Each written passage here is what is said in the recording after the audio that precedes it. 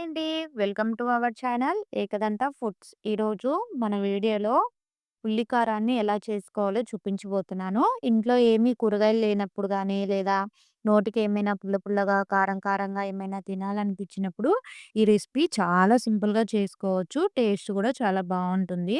ముందుగా ఒక మిక్సీ జార్‌లో 2 ఆనియన్స్‌ని తీసుకొని మీడియం సైజ్‌లో కట్ చేసుకోవాలి.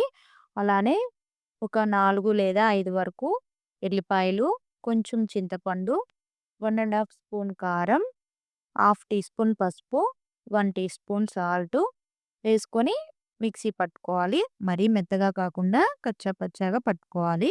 మీకు ఎలాంటి ఫుడ్ ఐటెమ్స్ గానీ, పికిల్స్ గానీ, నాన్ వెజ్ పికిల్స్ గానీ ఏది కావాలనుకున్నా మీరు కింద కనిపిస్తున్న వాట్సాప్ నంబర్ ద్వారా ఆర్డర్ చేసుకోవచ్చు.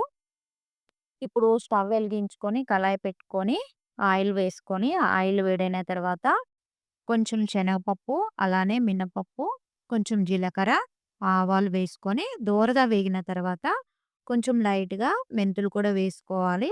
అలానే కొంచెం ఇంగువ, కరివేపాకు కూడా వేసుకొని, ఇందాక మిక్సీ పట్టుకున్న ఉల్లికారాన్ని ఈ తాలింపులోకి వేసుకొని బాగా మిక్స్ చేసుకోవాలి. ఇప్పుడు ఒక 2, 3 మినిట్స్ ఆగిన తర్వాత స్టవ్ ఆఫ్ చేసుకోవాలి. మీరు కూడా ట్రై చేయండి.